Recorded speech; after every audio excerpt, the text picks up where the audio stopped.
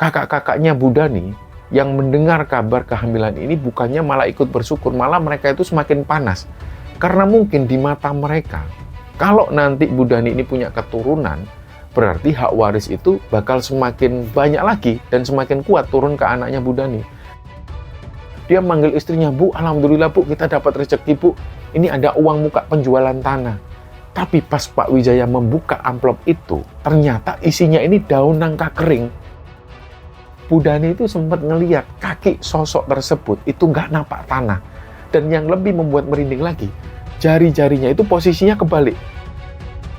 Mbak Kasan yang mendengar cerita itu, wajahnya langsung tegang. Beliau bilang, "Loh, ini sudah kelewatan ini." Mereka itu sampai ngirim perewangan loh. Perewangan maksudnya di sini adalah jin suruhan untuk mengambil janinnya Bu Dani ini.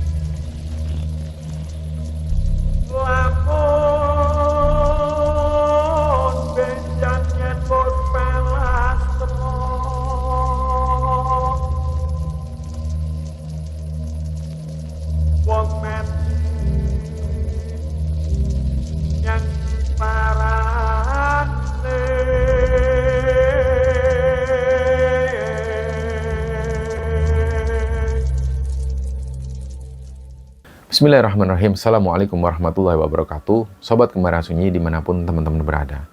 Pada kesempatan kali ini kami akan membagikan cerita yang dikirim oleh Sobat Kembara yang bernama Ani yang asalnya dari Gunung Kidul. Sebelum kita masuk ke ceritanya, untuk teman-teman yang nonton tayangan ini dan belum subscribe, jangan lupa untuk subscribe lebih dulu agar channel Kembaran Sunyi ini lebih berkembang lagi dan kami lebih bersemangat lagi dalam membuat konten-konten terbaru di Kembaran Sunyi.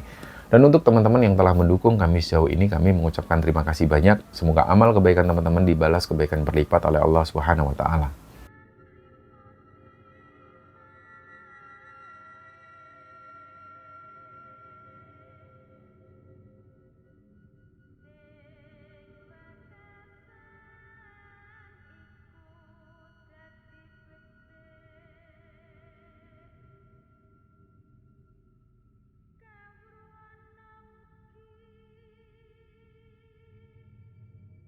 Itu kondisinya sudah gelap banget, tapi Ani ini belum juga nongol di rumah. Jadi Pak Wijaya dan Bu Dani, orang tua Ani ini, mereka mulai gelisah. Dan ketika kesehatannya ini sudah benar-benar pulih, barulah Pak Wijaya dan Bu Dani ini pelan-pelan nanya ke Ani, Dok, sebenarnya kamu ini kemana aja? Kok dicari nggak ada?" Nah, di situ Ani mulai cerita dengan polosnya. Dan cerita Ani inilah yang membuat orang tuanya itu kayak nggak percaya, geleng-geleng kepala lah. Cerita ini kita mulai jauh sebelum peristiwanya hilangnya Ani. Jadi kita mundur ke masa lalu, ke masa-masa di mana Bu Dani, ibunya Ani ini masih gadis dan belum menikah dengan Pak Wijaya. Dan lokasi kejadiannya ada di sebuah kampung yang namanya Kampung Pari. Nah, di cerita Ani yang di WW Gombel pertama itu, nama kampung ini kami sebut Kampung Pari. Dan kampung ini masih masuk wilayah Kabupaten Kulon Progo.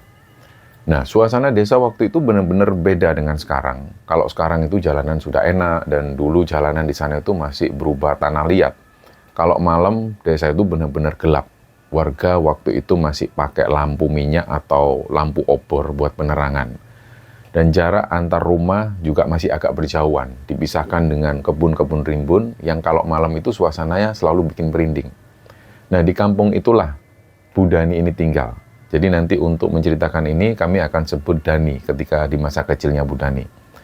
Nah, Dani ini aslinya bukan dari keluarga yang susah. Bapaknya Dani atau kakeknya Ani ini dulunya orang yang berada di kampung sana.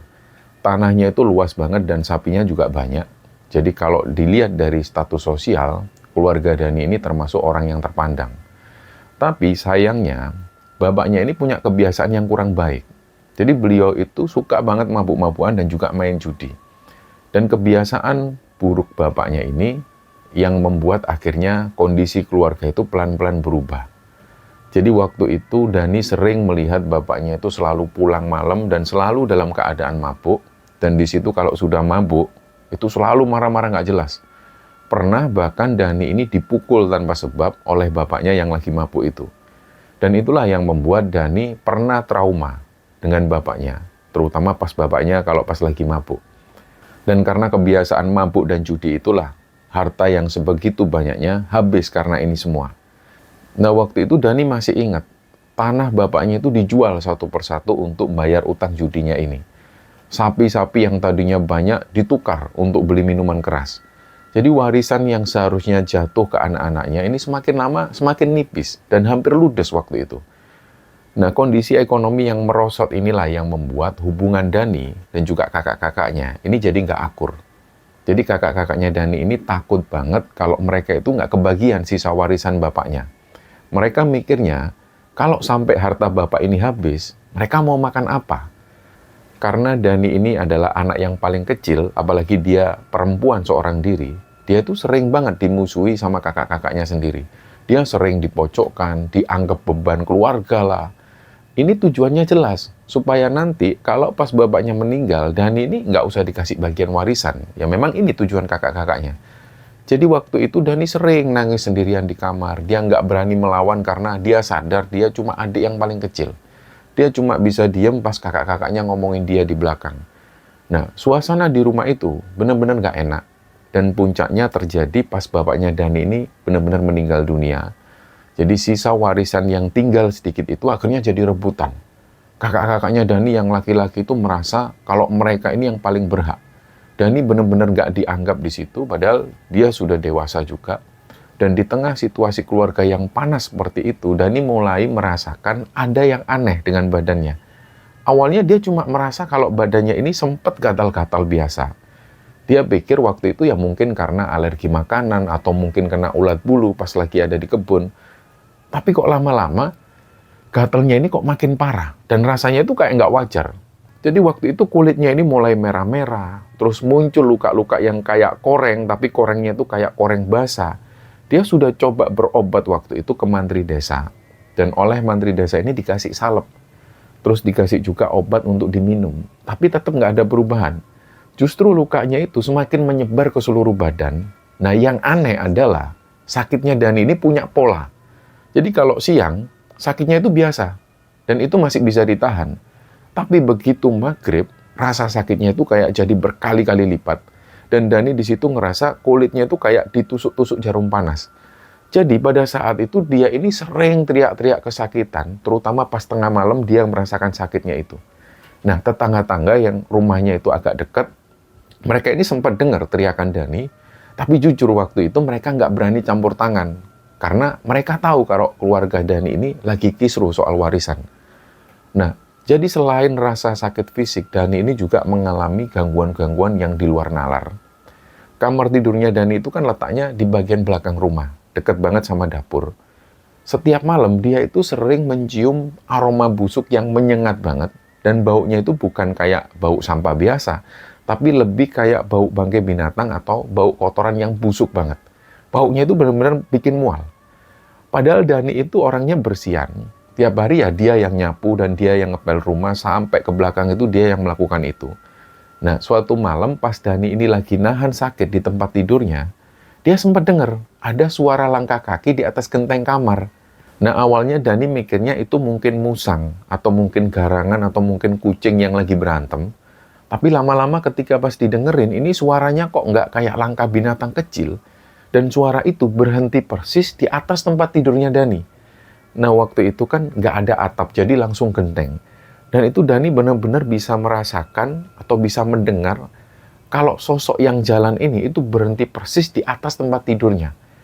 Ketika suara itu berhenti, Dani ngerasa dadanya langsung sesek banget kayak ada yang nindih. Dia waktu itu sudah mau teriak, dia teriak-teriak minta tolong ke ibunya, tapi suaranya itu nggak bisa keluar. Leher itu rasanya kayak dicekik. Nah, di sudut kamar itu samar-samar dia ngelihat ada bayangan. Bayangannya ini hitam tinggi besar. Terus bayangan ini berdiri di situ ngeliatin si Dani terus. Dan matanya itu merah, kelihatan dari situ. Dani di sini cuma bisa baca doa dalam hati sebisanya, sampai akhirnya dia pingsan. Nah, kejadian seperti ini itu berulang hampir tiap malam, dan pada akhirnya fisik Dani ini semakin hari semakin kurus kering, matanya juga cekung, wajahnya pucat. Orang-orang kampung itu mulai membicarakan, mereka mulai bisik-bisik. Mereka ini sempat bilang kalau Dani ini kena guna-guna atau santet. Dan desas-desus yang beredar, mereka ini sampai bisa ngomong bahwa pelakunya itu bukan orang jauh. Itu nggak mungkin kalau nggak kakak-kakak mereka sendiri. Nah, tetangga-tetangga itu sampai bisa menyimpulkan hal ini. Jadi waktu itu orang-orang curiga bahwa yang ngirim penyakit ini atau yang ngirim santet ya saudara-saudara Dani sendiri, kakak-kakaknya itu. Terus di tengah penderitaan Dani yang tidak kunjung sembuh itu, ada satu orang yang diam-diam memperhatikan kondisi Dani, namanya Wijaya. Nah, rumah Wijaya ini nggak jauh dari rumah Dani, masih satu lingkungan. Wijaya waktu itu masih bujang. Jadi sehari-harinya Wijaya ini bekerja sebagai makelar tanah dan juga rumah. Pekerjaan Wijaya ini menuntut dia untuk keliling kemana-mana, ketemu banyak orang, dan menjelajah wilayah yang luas sampai satu provinsi itu pernah dikelilingi oleh Wijaya. Dan karena seringnya keluar masuk desa untuk mencari tanah itu, Wijaya ini jadi punya pengalaman. Dan dia punya insting yang tajam lah soal hal-hal mistis semacam ini. Wijaya ini orangnya supel dan dia pintar ngomong, makanya dia bisa jadi makelar sukses di zamannya. Dulu memang makelar tanah itu kerjaannya hanya mengandalkan tenaga dan juga omongan, bukan kayak sekarang yang sudah pakai internet semuanya. Jadi ceritanya, di masa muda Wijaya itu, dia sering melihat Dani ini duduk melamun di teras rumah. Ya bisa dibilang Dani ini tetangga jauh lah. Tapi Wijaya tahu tentang Dani, dia juga tahu tentang kakak-kakaknya yang seperti apa. Nah, waktu itu Wijaya ini prihatin ketika melihat kondisi Dani yang semakin hari kok semakin layu, kayak orang yang frustasi, stres. Nah, Wijaya tahu persis konflik yang terjadi di keluarga Dani karena dia juga sering dengar keributan dari rumah itu. Suatu sore ceritanya Wijaya ini memberanikan diri mampir ke rumah Dani. Waktu itu kakak-kakaknya Dani ini lagi nggak ada di rumah. Nah, waktu itu Wijaya ini masih manggilnya Mbak ke Dani, ya untuk menghormati. Sebenarnya usia Wijaya jauh lebih tua dari Dani. Tapi waktu itu dia manggil Dani ini masih Mbak. Nah, dia bilang gini ke Dani, Mbak Dani, sampean ini sakit apa toh Mbak, kok nggak sembuh-sembuh? Waktu itu Dani jawab, nggak tahu ya Mas, sudah berobat kemana-mana tapi nggak jodoh juga obatnya. Nah, pas ngobrol dekat dengan Dani itu, Wijaya merasakan kayak ada hawa yang nggak enak. Pokoknya energinya itu aneh banget. Bulu kuduknya itu langsung merinding. Dan Wijaya waktu itu, dia juga sempat mencium kayak ada aroma apek yang keluar dari badan Dani. Nah, sebagai orang yang sering ada di lapangan dan juga sering ngadepin orang yang macem-macem, Wijaya itu punya sedikit kepekaan batin. Dia yakin waktu itu bahwa sakitnya Dani ini bukan sakit medis. Jadi waktu itu Wijaya bilang ke Dani, Mbak, nun sewu nggih Mbak, kalau boleh saran ini, coba jenengan cari obat alternatif aja. Saya kebetulan ada kenalan, rumahnya juga nggak jauh, siapa tahu jodoh. Awalnya waktu itu Dani ragu karena jujur, dia sendiri ini juga nggak punya uang untuk berobat ke non-medis atau yang lain. Tapi waktu itu Wijaya ini kayak sudah bisa nangkep. Akhirnya Wijaya bilang, udah Mbak, kalau urusan biaya gampang, aku kenal orangnya juga kok. Yang penting ikhtiar dulu biar sampean sembuh. Saya kasihan loh lihat kondisi Mbak Dani yang kayak gini. Akhirnya Dani setuju. Nah, malam harinya Wijaya langsung jemput Dani untuk kemudian diantar ke tempat dukun kenalannya itu. Perjalanan ke desa sebelah ini lumayan jauh. Mereka itu jalan kaki melewati jalan setapak yang kanan kirinya ini kebun bambu. Nah, perlu diketahui bahwa zaman dulu untuk menyebut orang pintar, untuk menyebut orang yang bisa membantu untuk melahirkan itu sebutannya dukun. Jadi orang ini pun juga disebut dukun. Nah, dalam perjalanan inilah Wijaya itu mulai mengalami gangguan mistis pertamanya yang berkaitan dengan keluarga Dani ini. Jadi ceritanya pas mereka berdua ini lagi jalan, suasana itu tiba-tiba langsung jadi sunyi. Terus dari arah belakang, mereka berdua, Wijaya dan Dani ini mendengar ada suara ketawa perempuan. Jadi suaranya itu ketawa cekikian. Nah, spontan waktu itu Wijaya langsung noleh ke belakang. Di belakang nggak ada siapa-siapa.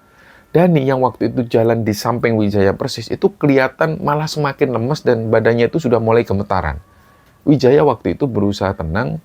Dia mencoba untuk menenangkan Dani. Udah Mbak, nggak usah noleh ke belakang, terus jalan aja. Biar saya yang ngelihat situasinya. Dah, sampein baca-baca doa. Tapi ternyata gangguan itu nggak berhenti. Tiba-tiba pas mereka jalan ini, di depan mereka persis, itu ada pohon pisang, yang tiba-tiba pohon pisang ini rubuh sendiri. Nggak ada angin, nggak ada hujan. Singkatnya, pohon ini pun menghalangi jalan mereka. Wijaya waktu itu sempat kaget. Dia langsung pasang badan ngelindungin Dani, dia langsung ambil posisi di depan. Nah, ketika Wijaya mau menyingkirkan batang pisang itu, dia ngelihat sekilas, di balik ribuan pohon itu, ada sosok tinggi besar hitam yang ngintip. Dan itu dilihat jelas oleh Wijaya, matanya itu merah. Dan sosok itu cuma ngeliatin mereka sebentar, terus kemudian hilang lagi, nggak kelihatan lagi.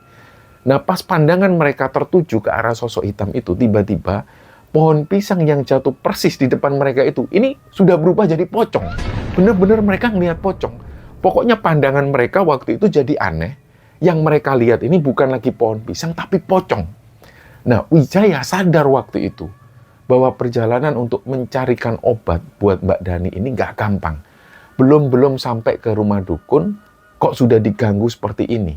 Jadi mereka ini sudah merasa kalau memang ada yang sengaja ngirim penjaga untuk memastikan Dani itu tetap sakit seperti itu dan menderita sampai mati. Jadi mereka kayaknya nggak terima kalau Dani ini mau berobat. Nah, Wijaya waktu itu langsung narik tangan Dani dan mereka ini menghindari sosok pocong itu. Mereka tetap jalan. Malam itu, perjalanan Wijaya dan Dani menuju ke rumah orang pintar di desa sebelah itu rasanya tuh kayak jauh lebih lama dari biasanya. Jalan setapak yang kanan kirinya dipenuhi dengan kebun salak dan juga rumpun bambu itu benar-benar sepi banget. Dan sesekali Pak Wijaya itu harus nuntun Dani karena kakinya Dani itu tiba-tiba lemes. Kayak nggak ada tulang, jadi benar-benar nggak bisa jalan. Akhirnya, sesampainya di rumah Mbak Kasan, si orang pintar ini, suasana itu agak sedikit mencair. Pak Wijaya agak lega. Nah, rumah Mbak Kasan ini sederhana banget. Dindingnya pun juga masih dari gedek atau anyaman bambu. Dan lantainya juga masih tanah yang dipadatkan. Penerangan waktu itu cuma pakai lampu ublik atau lampu minyak kecil. Nah, Mbak Kasan ini langsung menyambut mereka tanpa banyak ngomong. Jadi seolah-olah Mbak Kasan ini sudah tahu kalau bakal ada tamu yang datang dengan masalah yang berat. Jadi waktu itu Mbak Kasan nyuruh Dani duduk di atas tikar. Mbak Kasan langsung ambil segelas air putih dari gentong di dapurnya itu, dan beliau ini duduk bersila persis di depan Dani, matanya itu langsung terpejam sambil membacakan doa. Terus tiba-tiba jari telunjuk Mbak Kasan ini, itu dicelupkan ke dalam gelas air itu, terus dioleskan ke kening dan juga di ubun-ubunnya Dani. Reaksinya di sini langsung kelihatan. Begitu air ini menyentuh kulitnya Dani, Dani itu langsung mengerang kesakitan. Aduh, panas, Mbak, panas, Mbak. Ini aneh banget, padahal ini cuma air putih biasa. Air putih dingin biasa. Tapi bagi Dani, itu katanya rasanya itu kayak disiram minyak yang mendidih. Mbak Kasan dari situ langsung wajahnya kelihatan lebih serius lagi. Beliau ngomong ke Pak Wijaya, kamu tahu nggak, ini bukan penyakit sembarangan loh, nak. Ini tujuan orang ini jahat loh. Dia ini memang mau bikin hancur si Mbak ini. Nah, Pak Wijaya ini sebenarnya sudah menduga. Tapi pas mendengar langsung dari Mbak Kasan, itu akhirnya membuat hatinya itu semakin panas. Jadi Wijaya ini langsung tanya ke Mbak Kasan, "Lho Mbak, niku sinten, Mbak? Sing nglakoni niki sinten? Siapa pelakunya, Mbak? Niku orang Jawa apa orang dekat?" Mbak Kasan langsung menjawab, "Sudah, wis toh. Nggak usah dicari orangnya. Kamu tahu sendiri kok, intinya mereka ini pengen Dani ini mati pelan-pelan supaya nggak bisa nuntut haknya." Dari situ Wijaya ini sebenarnya sudah nangkep. Nah, akhirnya malam itu Mbak Kasan ini mulai melakukan ritual pembersihan awal. Jadi waktu itu Dani ini disuruh minum air yang sudah didoakan. Terus anehnya pas Dani berusaha minum air itu rasanya kayak susah banget. Padahal ini cuma disuruh minum. Menurut Dani waktu itu rasa air itu pahit banget dan ada amis-amisnya. Padahal air itu air putih biasa. Akhirnya nggak lama setelah diminum, Dani merasa langsung perutnya ini mual. Perutnya langsung bergejolak, dia langsung muntah di ember yang sudah disiapkan oleh Mbak Kasan. Dan yang keluar dari mulut Dani ini bukan sisa makanan. Dia itu kayak memuntahkan cairan kental. Dan warnanya itu coklat kehitaman, baunya busuk banget, persis kayak bau bangkai tikus. Baunya itu langsung menyebar ke seluruh ruangan sampai Wijaya waktu itu harus nutup hidungnya. Dan di antara cairan hitam itu, kelihatan ada gumpalan-gumpalan rambut dan juga potongan kuku yang sudah kotor. Disitulah Wijaya yang melihat ini, dia langsung merinding. Benar-benar kayak nggak masuk akal. Ada benda-benda yang seperti itu di dalam perut manusia. Nah, Bakasan ini bilang, ini baru sebagian kecil kotoran loh yang berhasil dikeluarkan. Sisanya kayaknya masih banyak yang ngerak di dalam badannya Dani. Dan ini butuh waktu lama untuk membersihinnya. Akhirnya setelah ritual itu, Dani merasa badannya agak enteng sedikit. Meskipun masih lemes. Bakasan ini pesen ke Wijaya, "Nak, sampai jagain Dani ya nak. Malam ini dan beberapa malam ke depan itu bakal jadi malam yang berat. Yang ngirim ini pasti marah karena barangnya ada yang nolak. Mereka bakal nyerang lebih ganas lagi." Di situ Wijaya ngangguk. Terus akhirnya dia antarlah Dani pulang ke rumah, dan karena kasihan untuk meninggalkan Dani sendirian di rumah yang isinya ya orang-orang yang benci sama dia semua, Wijaya memutuskan untuk melean, begadang, menjaga di teras rumah Dani. Jadi Wijaya ini nggak masuk rumah, dia jaga di teras, di luar rumah. Akhirnya dia putuskan untuk duduk di amben bambu di depan rumah, dan waktu itu Wijaya nggak tidur. Sekitar jam 1 dini hari, suasana kampung Pari itu benar-benar sepi. Tiba-tiba dari arah atap rumah, mulai terdengar ada suara ledakan yang keras banget. Suaranya itu kayak ada berupa batu besar, ya kira-kira sebesar buah kelapa, yang kayak dijatuhkan ke genteng. Disitulah pas Wijaya ini lagi santai, dia ngelihat ke halaman depan, dia langsung kaget. Saking kagetnya dia ini sampai loncat. Dia langsung senter ke arah atap rumah, dan nggak ada apa-apa di sana. Gentengnya ini utuh, sampai dia keliling ke belakang dan nggak ada yang pecah sama sekali. Belum sempat kagetnya hilang, dari dalam rumah, dia mendengar teriakan Dani. Nah, disitulah Wijaya ya mau nggak mau dia langsung lari masuk ke kamar Dani. Dan posisi Dani waktu itu sudah kejang-kejang di atas kasur. Matanya sudah melotot dan matanya ini sudah putih semua, badannya kaku. Dari mulutnya ini keluar suara yang kira-kira kalau nggak salah, suaranya itu mati ya, gue mati ya. Pokoknya selalu terdengar kata mati. Nah, Wijaya waktu itu bingung dia harus ngapain. Dia cuma bisa membacakan ayat kursi sambil megang tangan Dani yang dingin itu. Nah, pas keributan ini terjadi, tentu kakak laki-laki Dani yang paling tua, ini langsung ke sana semua. Jadi kakak laki-lakinya langsung nyamperin ke kamarnya Dani. Nah, waktu itu kakak tertua Dani, yang namanya Kang Darso, dia ini yang paling ngotot orangnya. Dia yang paling marah waktu itu. Kang Darso ini memang orangnya yang paling kasar dan wataknya yang paling keras.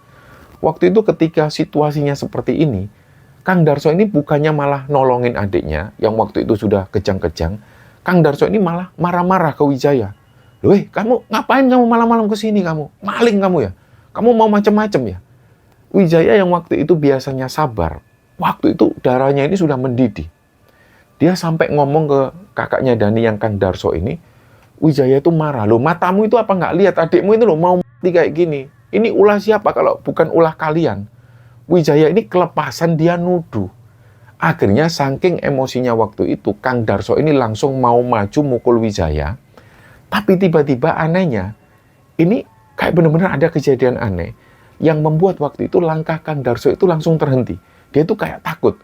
Jadi lampu minyak yang ada di meja kamarnya Dani itu tiba-tiba mati. Ruangan itu jadi langsung gelap, dan di kegelapan itulah terdengar suara nafas ngos-ngosan yang kasar banget. Suaranya itu deket banget dengan telinganya Kang Darso. Terus akhirnya tercium bau anyir darah yang menyengat. Kang Darso yang tadinya ini garang, itu tiba-tiba langsung gemeteran. Nah, Wijaya waktu itu langsung menyalakan lagi lampu minyak yang mati.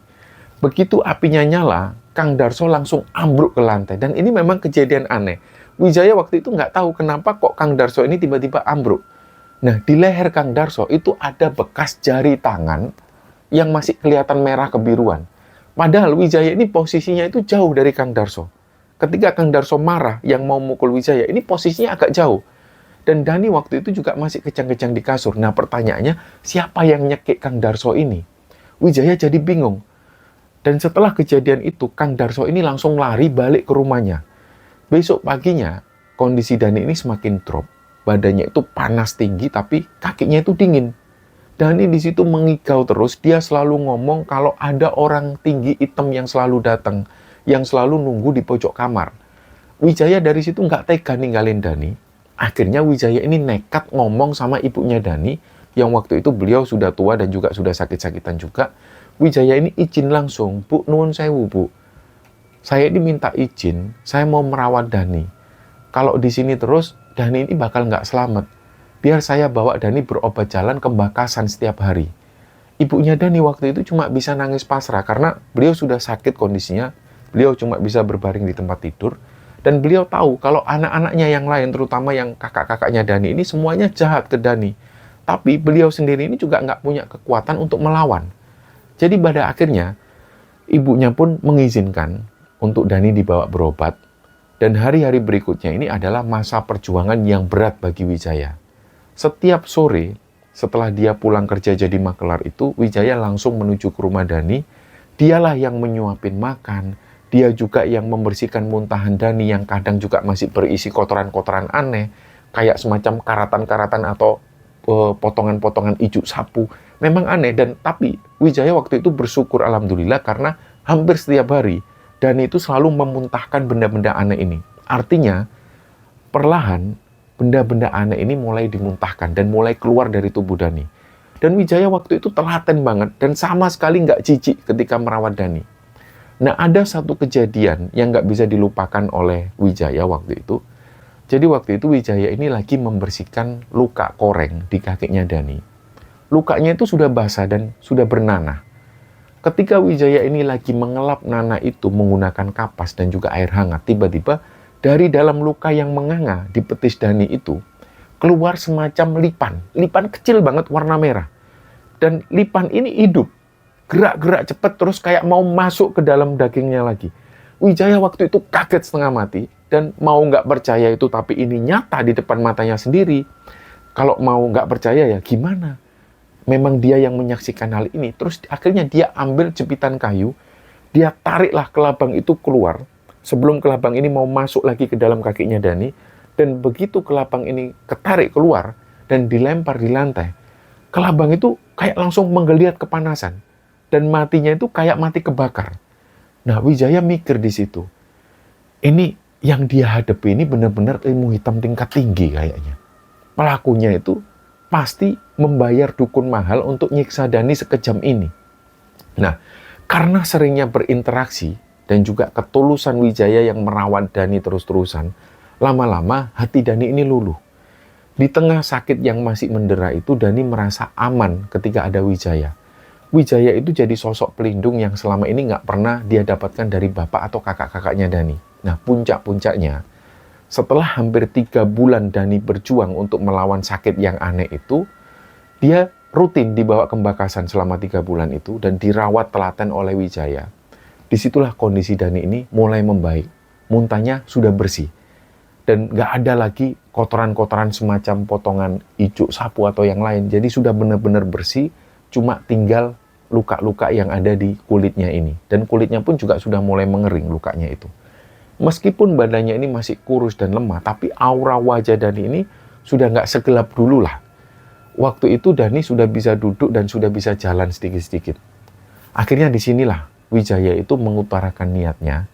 Jadi di sini dia ini bukan cuma mau nolong sebagai tetangga, tapi Wijaya mau melamar Dani untuk dijadikan istrinya. Tujuannya supaya Pak Wijaya itu punya hak penuh untuk melindungi Dani dan bisa membawa Dani keluar dari rumah nerakanya itu. Disitulah Wijaya mulai manggil dengan panggilan Dek, bukan Mbak lagi seperti sebelum-sebelumnya. Dia ungkapkan ke Dani perasaannya itu, Dek, jenengan mau nggak jadi istri saya? Saya memang nggak punya harta banyak, tapi saya janji bakal jagain jenengan. Dani jujur waktu itu terharu ketika mendengar Wijaya ngomong seperti ini. Dan dari situ Dani langsung menerima permintaan Wijaya untuk menikahi Dani. Singkatnya pernikahan mereka ini pun dilangsungkan secara sederhana sekali, nggak ada pesta meriah. Kakak-kakak Dani itu juga datang ke pernikahan mereka, tapi cuma yang datang ini 1 orang. Yang lain nggak tahu kemana. Mereka sebenarnya nggak setuju Dani nikah sama Wijaya karena takut Wijaya ini bakal nuntut warisan Dani.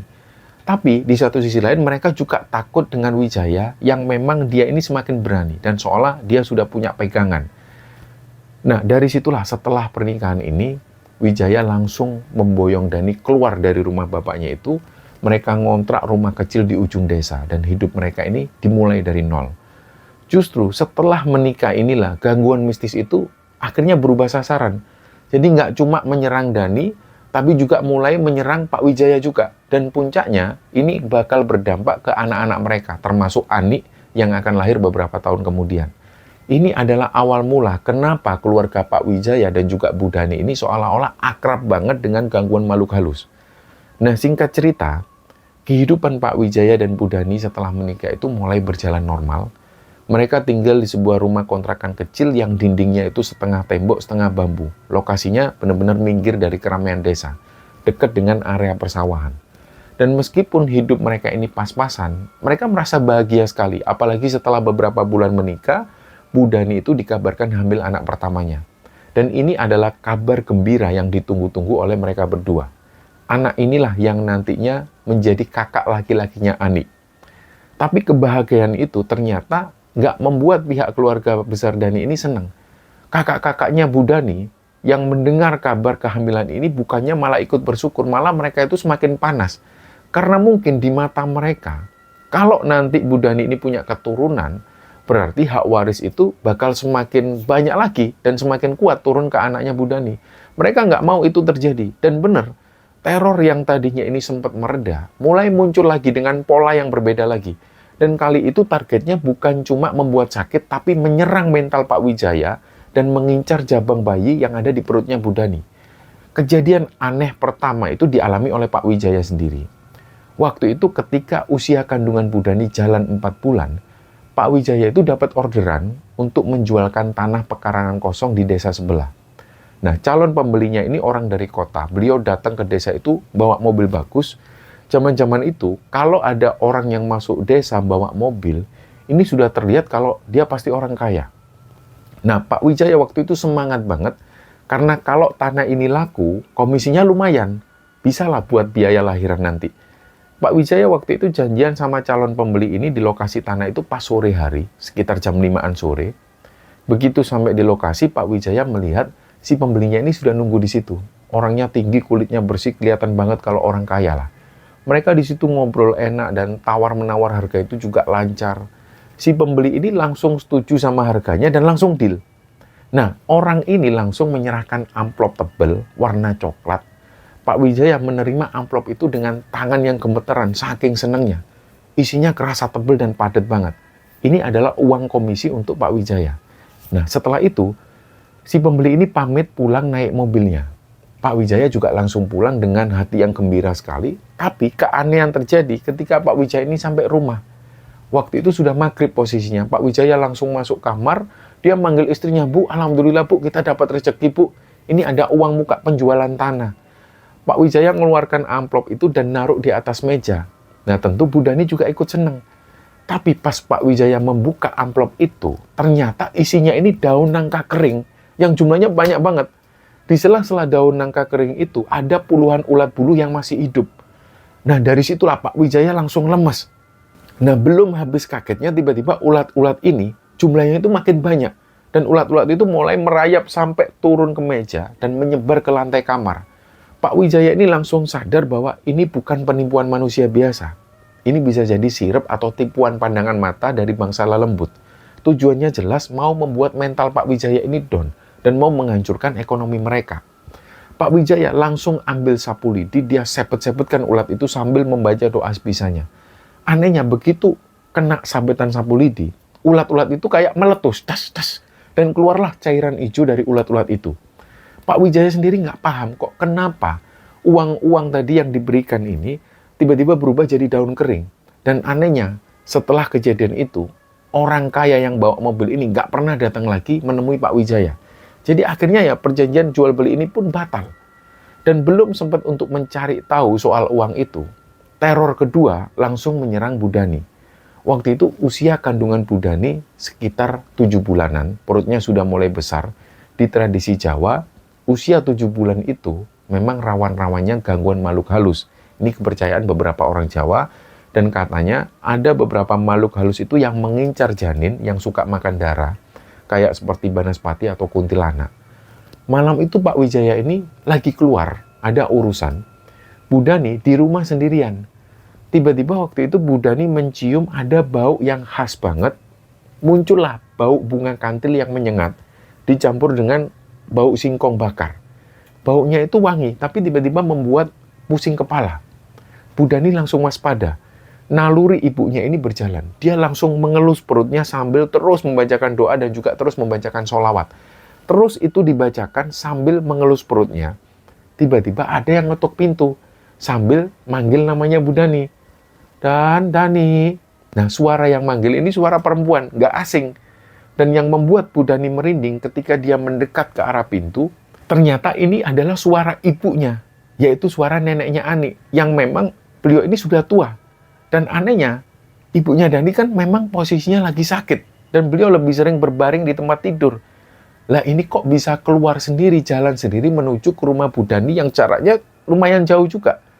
Bu Dani waktu itu sempat mikir, loh kok si Mbok ini malam-malam ke sini? Kok bisa jalan sendirian? Awalnya tanpa curiga yang macam-macam, Bu Dani jalan mau bukain pintu.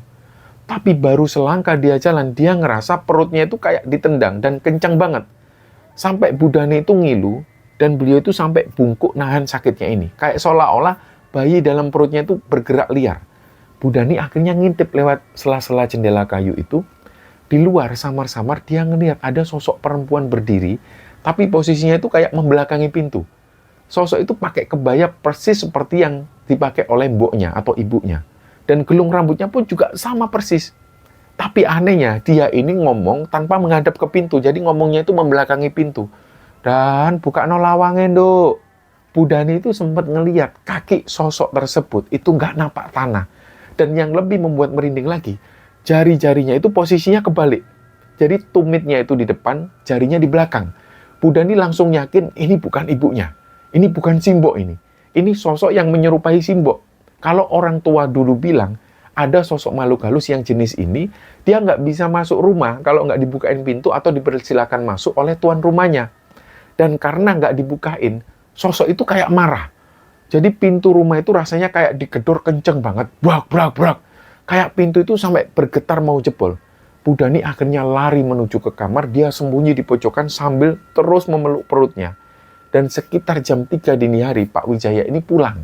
Ketika Pak Wijaya ngelihat Bu Dani itu yang sudah terjatuh di tempat tidur, beliau ini nggak mau terjadi apa-apa dengan kehamilan dari istrinya itu. Dan setelah dapat cerita dari istrinya ini, pagi harinya, Pak Wijaya langsung menuju ke rumah Mbak Kasan.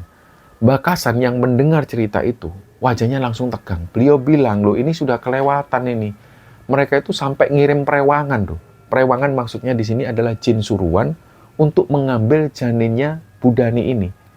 Nah, Mbak Kasan juga menjelaskan, itu saudara-saudaranya istrimu itu sudah gelap mata semua. Mereka pakai jasa dukun dari wetan, yang artinya dari timur, yang ilmunya itu aliran kiri. Mbak Kasan akhirnya ngasih bungkusan garam kasar yang sudah didoakan, dan juga ada paku emas kecil. Nah, beliau menyuruh Pak Wijaya untuk menanam paku itu di 4 pojokan rumah. Terus garamnya diminta untuk ditabur keliling rumah. Ini katanya untuk pagar darurat. Nah, puncaknya adalah pas malam kelahiran anak pertama mereka.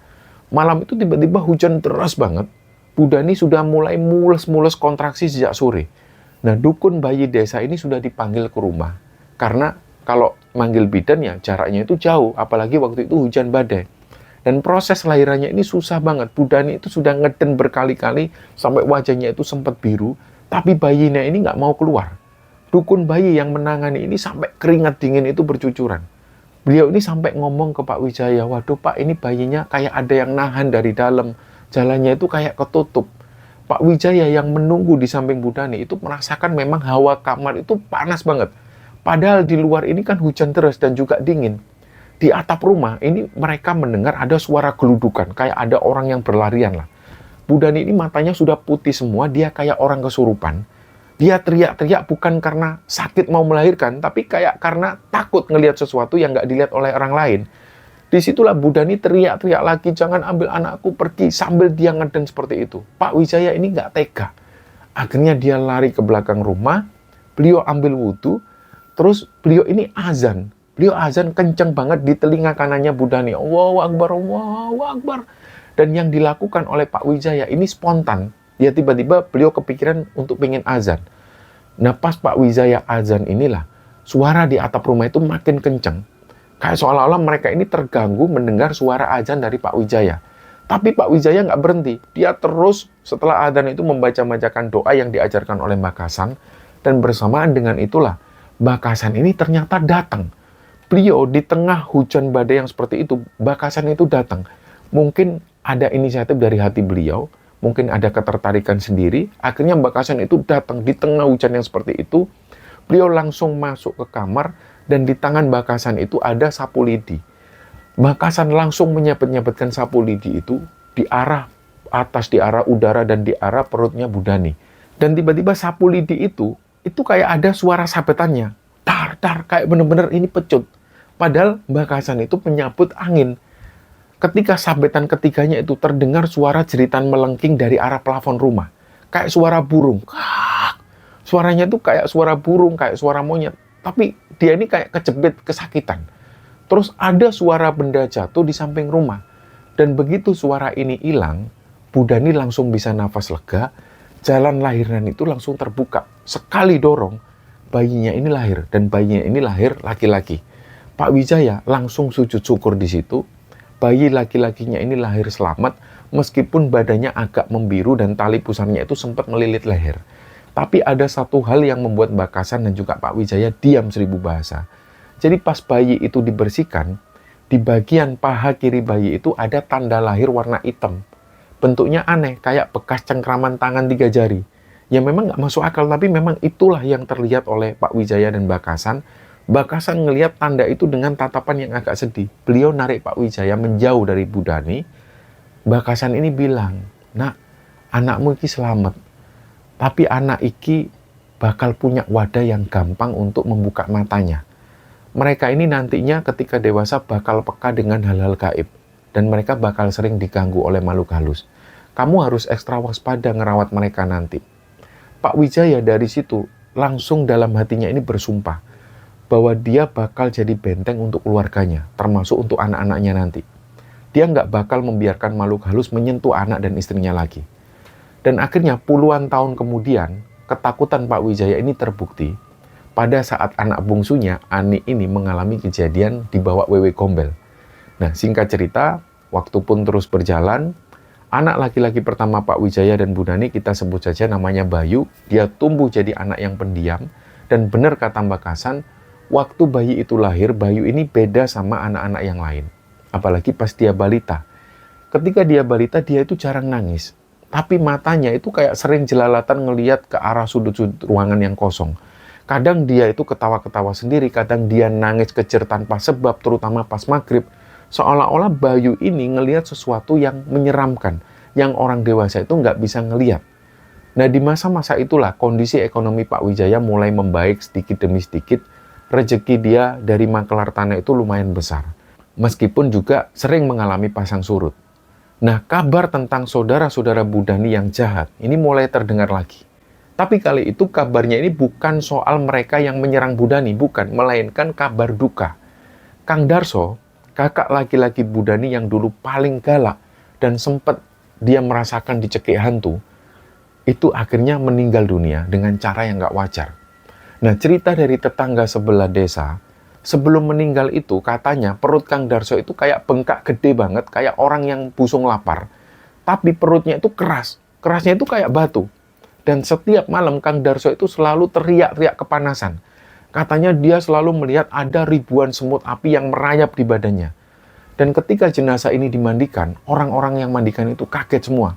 Jadi di punggungnya Kang Darso itu, kulitnya itu melepuh semua dan warnanya itu hitam gosong. Banyak warga yang yakin kalau ini adalah tuah atau karma dari perbuatan dia sendiri. Istilahnya ya ini senjata makan tuan. Kiriman jahat yang selama ini dia tujukan ke Budani itu mental dan kembali menyerang badannya sendiri karena Budani sudah dipagari dengan banyak doa, banyak wirid, dan dia mendirikan sholat setiap malam.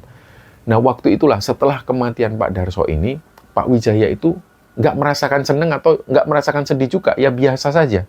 Pak Wijaya dan Budani ini seolah yakin kalau ini semua adalah jawaban dari Allah. Allah seperti menunjukkan kuasanya. Tapi setelah Kang Darso meninggal, kata Mbak Kusen, sosok makhluk-makhluk halus suruhan Kang Darso itu menjadi semakin liar. Jadi mereka itu kayak menjadi anak ayam yang kehilangan induknya. Nggak ada yang ngontrol mereka, nggak ada yang ngasih makan, nggak ada yang ngasih sajen. Dan akhirnya kayaknya mereka ini sering gentayangan di rumah Pak Wijaya, karena mereka ini kan sudah terlanjur dikirim ke sana. Nah, waktu itu ceritanya Bu Dhani ini hamil anak keduanya, kehamilan Ani ini. Bedanya dengan kehamilan pertama, pas kehamilan Ani ini suasananya itu agak beda. Kalau orang Jawa bilang itu anyep suasananya, kayak ada sesuatu yang ganjil. Gangguan kali itu bentuknya ini bukan lagi sakit fisik, tapi semacam pengelabuan. Jadi sosok jin-jin peliharaan Kang Darso yang selama ini ditujukan untuk menyerang Bu Dhani dan keluarga, waktu itu kan mereka ini benar-benar liar, karena nggak ada tuannya lagi. Terus mereka itu memainkan pikiran dan juga pandangan mata penghuni rumah, yaitu Bu Dhani, Pak Wijaya, dan lain-lain sebagainya. Tujuannya itu untuk memecah belah keharmonisan keluarga Pak Wijaya dan Bu Dhani. Dan kejadian yang paling membuat trauma itu terjadi ketika usia kandungan Bu Dhani itu jalan 8 bulan. Waktu itu Pak Wijaya kebetulan lagi ada urusan tanah di luar kota, di daerah Purworejo. Pak Wijaya ini pamit bakal menginap semalam karena urusannya belum kelar. Jadi di rumah waktu itu cuma ada Bu Dhani dan juga Bayu, anak pertamanya yang waktu itu usianya masih sekitar 4 tahun atau 5 tahunan. Malam itu kondisinya hujan.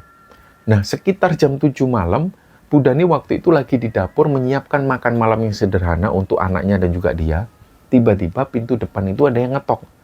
Dok, dok, dok, dok. Bu Dhani sempat heran awalnya. Siapa ya malam-malam hujan-hujan kayak gini kok bertamu? Ketika Bu Dhani buka pintu, beliau kaget sekaligus beliau juga senang. Jadi ternyata yang datang ini adalah Pak Wijaya, suaminya. Pakaian Pak Wijaya itu basah kena hujan, terus tas lempangnya itu dicangklong di bahu. Bu Dhani awalnya kaget. Beliau langsung tanya, loh Pak, katanya nginep kok sudah pulang. Sosok Pak Wijaya ini nggak banyak ngomong.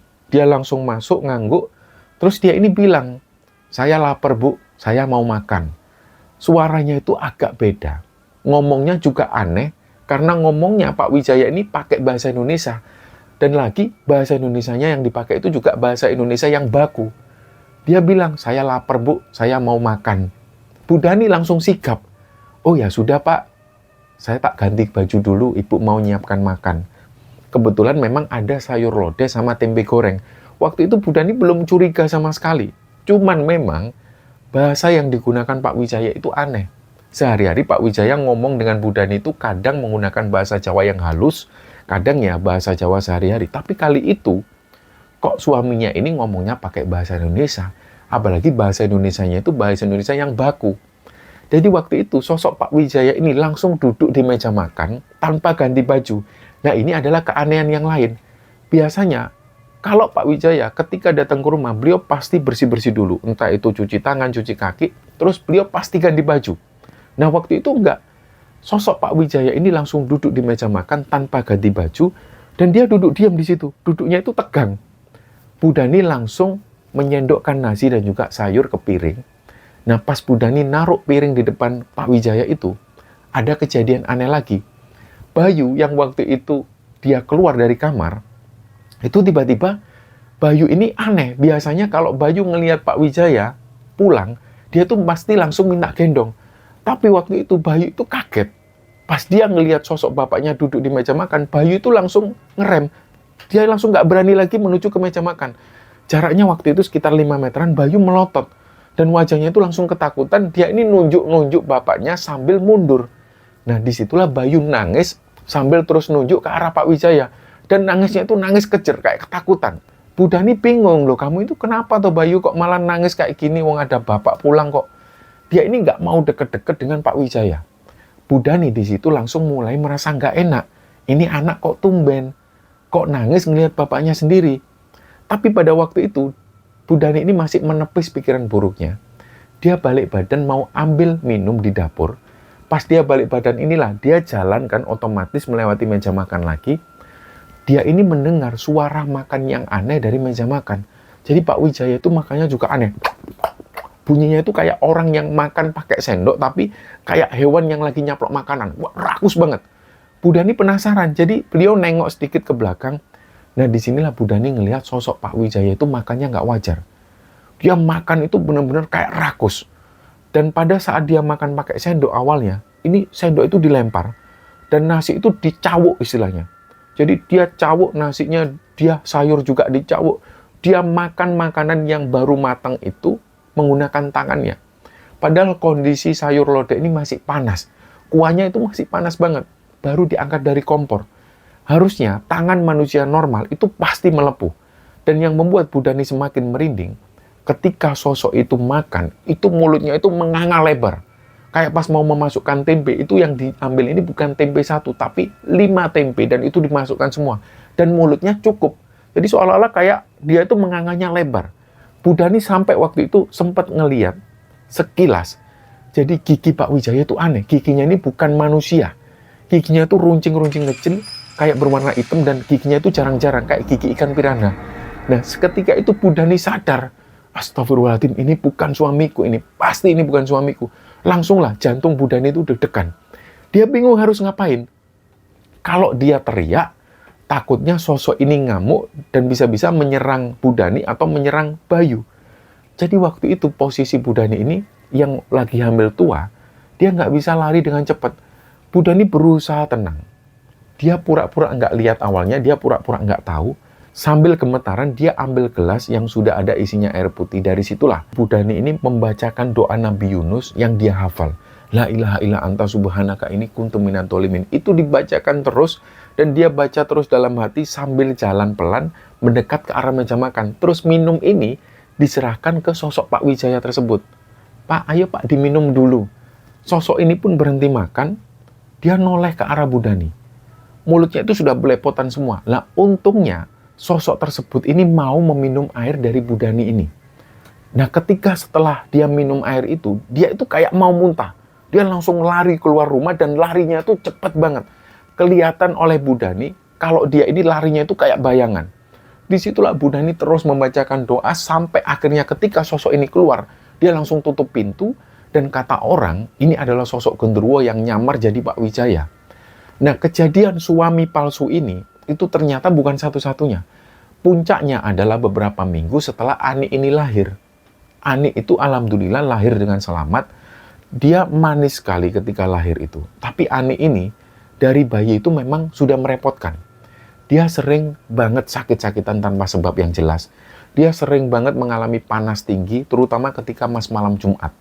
Atau seenggaknya dia itu sering banget ketika maghrib itu, dia selalu nangis.